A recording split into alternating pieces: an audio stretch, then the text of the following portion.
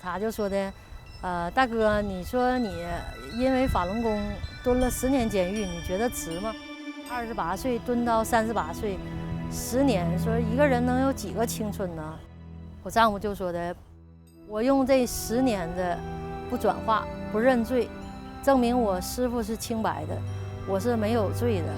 我就用这10年的时间证明给你看，说我们是无辜的，我们是被迫害的。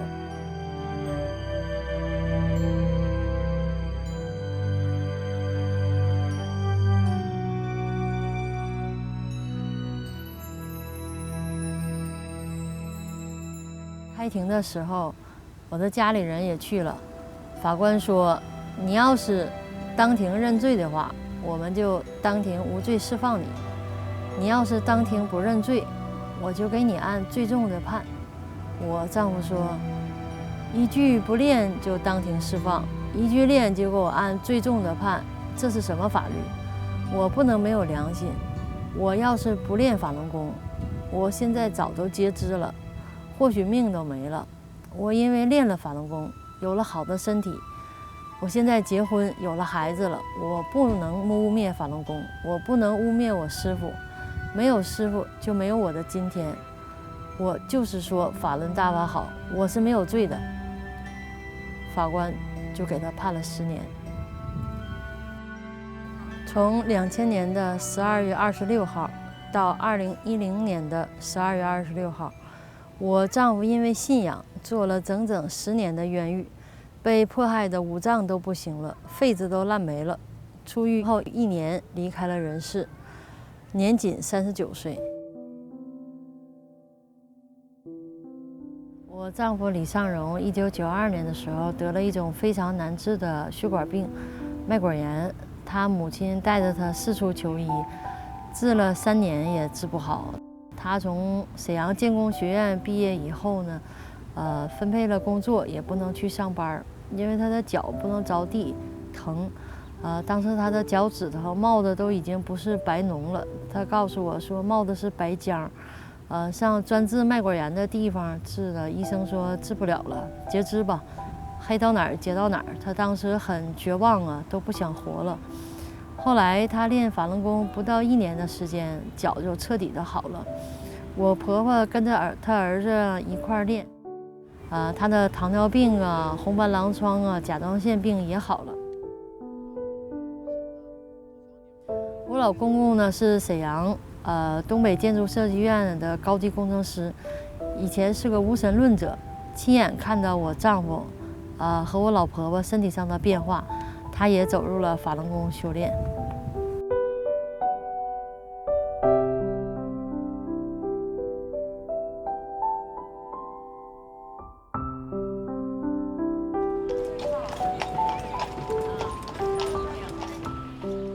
他叫何鑫，辽宁沈阳人。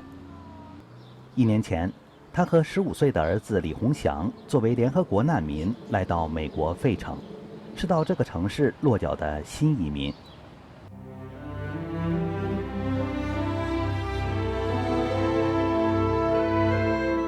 费城是美国独立自由精神的发源地。300多年前，一位名叫威廉潘的英国贵族，因为他信仰的教派在欧洲受到迫害，他和教友们来到这片土地，创建了这座城市，将其命名为费城，意思是兄弟友爱之城。后人把威廉潘的雕像树立在费城市议会的楼顶之上，他每天都在俯瞰这个他建造的城市，让每个生活在这里的人都享有信仰自由。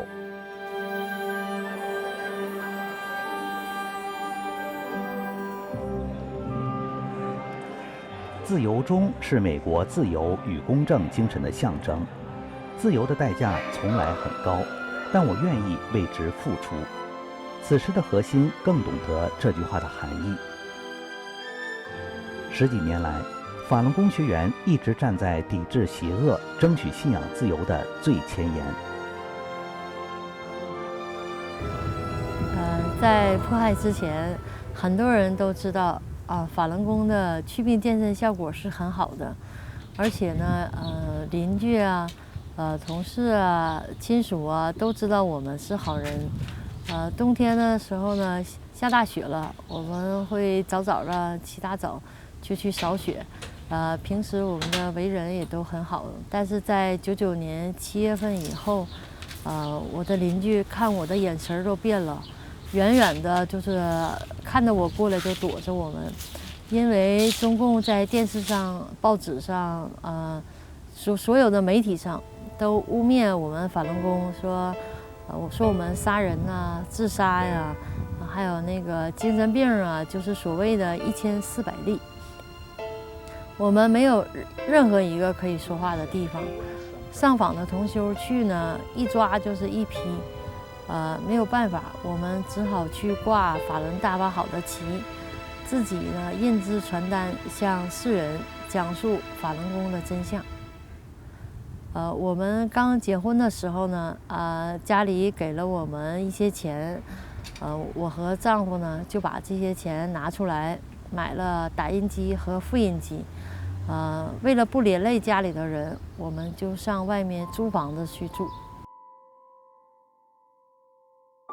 在他们开始打印和复印真相资料没多久，他们的活动被泄露。2000年12月26日晚上，一群警察逼着李尚荣的父亲带路来抓他儿子。那天半夜呢，警察使劲儿就是砸我家的门。丈夫就问说的谁呀？我老公说是我。我丈夫就打开门，一下子就进了一屋子的警察。一看屋里头有打印机、大型的复印机，还有打印好的那个海报，海报上写的江泽民推卸不了的历史责任。警察当时就给沈河区的区长杨嘉林打电话，说的抓到沈河区的头了，抓到个大的。然后就把我丈夫、我老公公、我老婆婆都带走了。我刚生完孩子，警察就给我带到婆婆家，打我，问我说和谁有联系，资料都给了谁，孩子由于半夜就是受到了惊吓呀，哭闹不停。警察临走的时候说的，叫你不说，以后天天上你家来问你了。东北的冬天呢，天寒地冻的。我当时带着刚满月的孩子，连夜离家出走。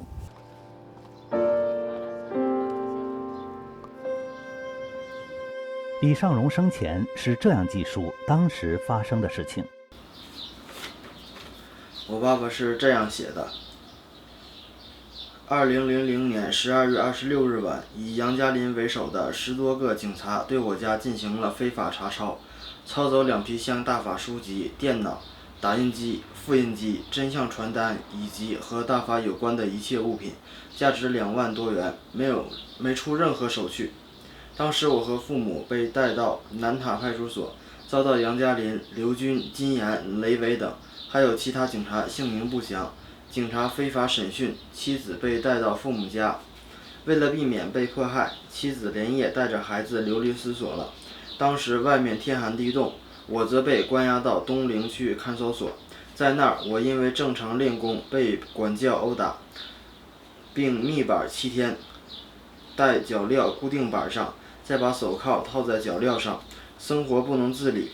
后又带脚镣108天，在那里由于长期坐板，不见阳光，潮湿，缺乏营养，我患上了疥疮，皮破肉烂，全身奇痒，如坐针毡。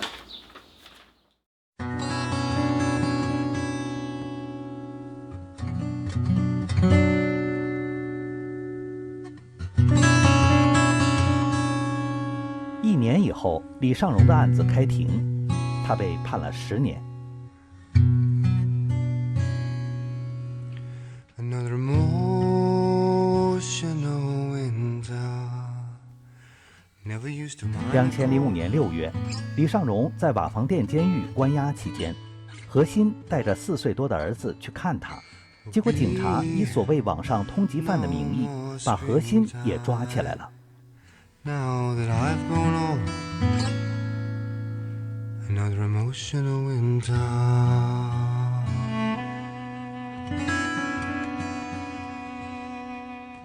因为何心制作了3幅法轮大法好的横幅。后来，沈阳市沈河区法院以此为由，将他判刑3年。李尚荣和何心都被判刑入狱，4岁半的孩子没有了父母。小李洪祥在外婆、奶奶、姨奶奶、舅舅、叔叔等亲戚家都住过，幼儿园转了10来个。妈妈被非法关押的时候，有段时间每个月有1个星期四，姥姥都带我去监狱看妈妈。姥姥跟老师说我生病了，时间长了。老师就问我，你为什么老是星期四生病，第2天就好？我也没有回答。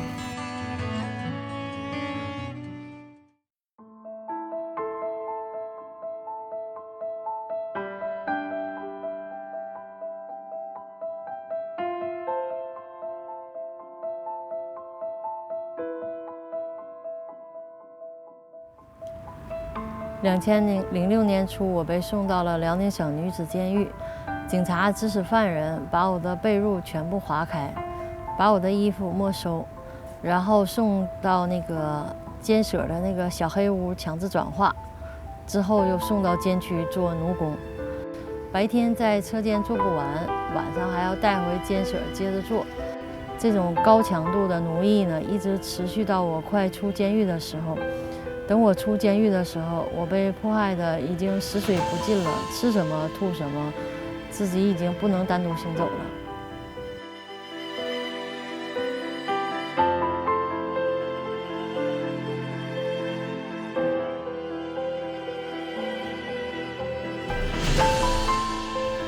那时候我公公李永登、婆婆高晓兰被劳教所迫害的生活不能自理。保卫就医后送回家，2个人都拄着拐棍儿。我婆婆呢，原来有糖尿病，练法轮功后好了。劳教所不准她练功呢，糖尿病又犯了。回家以后呢，通过练功基本上都恢复了。警察又来家威胁，说的你已经好了，你再给你抓回来，再接着回劳教所。06年的时候，我被判刑不到1年，我婆婆就去世了。婆婆的母亲呢，就是我姥姥啊，一直与我们在一起住。在经历了白发人送黑发人的痛苦后，姥姥也离开了人世。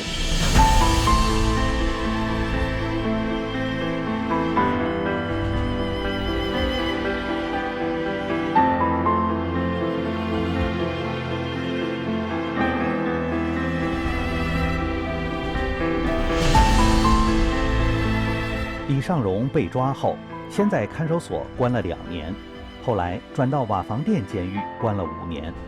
由于他一直抵制所谓的思想改造和转化，又被转到锦州监狱关了3年。李尚荣始终坚持信仰，最后2年，监狱完全剥夺了他与亲人接见的机会。李尚荣生前写道：“我于2007年12月19日被送锦州监狱。入监身体检查时，发现患有肺内陈旧性空洞。转监时拿一个包上4楼都上不去，因为我抵制监狱所谓的转化。2009年至2010年间不许家里接见，因监狱不让练功，我一直在发烧，也没钱治疗。监狱生活又很差，我的体重由2000年的88公斤降到了离监时的52公斤。”这是我爸爸写的，他在看守所和监狱被迫害的部分经历。2010年12月26日是李尚荣期满出狱的日子，距离他被抓的那天刚好是整10年。那天，亲友去了20来人接他，而610派出所接到的人也开了1辆车在监狱门口等着，准备把李尚荣直接送到洗脑班继续关押。经过亲友们据理力争，才把李尚荣接回家。到那个家大门口了之后，下车搁院门那地方下车了，就是哎呦，看他走道太费劲了，我就领着他就从大门口到家门口，就是到我们那个单元门口50米远，他搁地下蹲了3天，就走不了多远，他就得搁地下就蹲着，又走不了多远又蹲着，我还得我唠着他，就搁地下蹲了3天，我要不唠他，他就是很难走回家。李尚荣从监狱回来后，同学为他找到一份比较轻松的工作，妻子劝他休养一段时间，等身体好一点以后再说，但他坚持要去。李尚荣生前写道：回家后，面对失去2位亲人的痛苦，面对70多岁的老父亲，面对离开我时只有1个月的孩子，我着急地找到一份工作，想用自己的臂膀撑起这个家，好让辛苦的妻子歇一歇，但只干了几个月，就实在撑不住了。出狱以后，他那个身体啊，就是很瘦啊，走道也是很费劲啊，整个一个人就变了。以前非常开朗啊，很爱笑啊，爱看动画片儿，一看动画片儿自己乐得哈哈的。这回家怎么都不说话了呢？后来他就是发烧完，我说的你怎么的了？怎么发烧呢？他说我在那个监狱就这10年就这么过来的，天天发烧烧过来的。完了我说的那咱们上那个医院去看看去吧。就是他说的行，我们就去留一个那个证据吧，看看监狱到底给我迫害成什么样，留个证据，做一个检查去吧。上那个医院呢，也是找的人呢，就先给他拍了一个片子，就看一看。完了那个医生就是拍完片子，医生就看那个片子，说的这人在哪儿呢？这人还活着吗？完了说的在外头坐着呢，那个大夫就看着搁外头还吃东西呢，说的哎这人太坚强了，就是太有毅力了，说的这人这肺子都烂没了，这5脏6腑的就都不行了，这人还活着呢，就是说的太有毅力了。在从医院回来的第3天，2011年12月30日上午，39岁的李尚荣就离开了人世。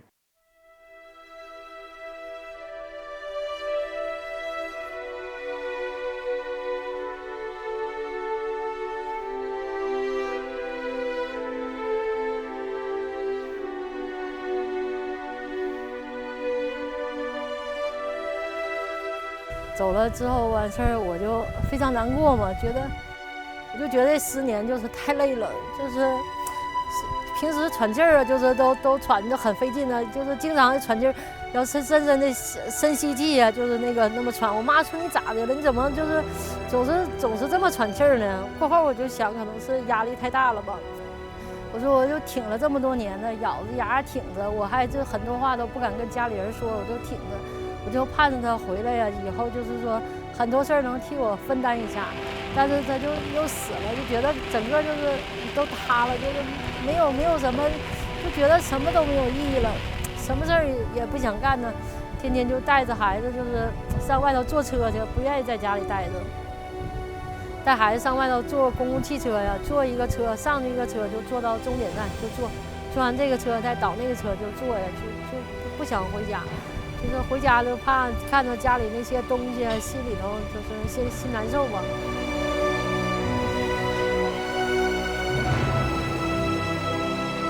在我丈夫去世以后啊，他同学就是大学毕业多少年，就是同学聚会呀，同学聚会知道他去世了，但是同学就是也想要来看一看他。完了之后那个就看看孩子，就是那个书架上有好多的那个奖状。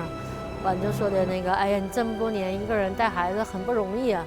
他同学就说的，准备了1万块钱，说的你那个别嫌少，就是说我们的一点心意吧。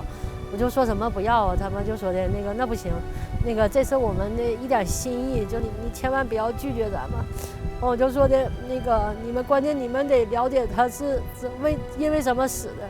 我说他是因为信仰啊，练法轮功啊，他没有罪啊，他是个好人。我说被共产党迫害死在监狱里头，我说的不知道到底遭了多少折磨呀。我说没进去之前很好的，就是我说他这个人，他同学就接过来就说的，这个你就不要说了，我们非常了解，我们和他大学4年呢，朝夕相处，我们比你了解他什么人我们非常清楚，这你不要说，我们都知道。他同学就都哭了，就是后来说的。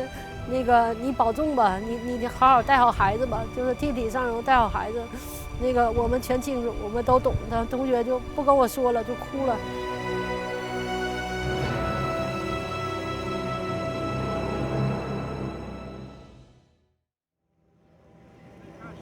今天，在这喧嚣伴着落日散尽，天与地都融归于苍穹的时刻，我们再次聚集在这象征着自由、希望与人权的凌晨纪念堂前，悼念那些为坚守自己的信仰与良心，维护真善人宇宙真理，被中共迫害致死的法轮大法弟子。